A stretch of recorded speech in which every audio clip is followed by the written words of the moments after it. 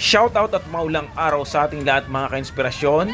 At nadaanan ko nga po sa C6 ay merong mga ganitong eksena mga ka-inspirasyon. Kaya naman tayo po ay napahinto at ating tiningnan. Ito si Kuya, malaki ng isda oh. Ayan oh. At tingnan po natin mga isda.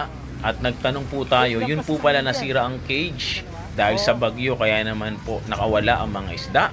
At ito, binebenta po nila ng 30 ang tumpok. At yun na nga po mga ka-inspirasyon. Tingnan po natin kung ano nangyari. Dami oh. Dami dito mga to.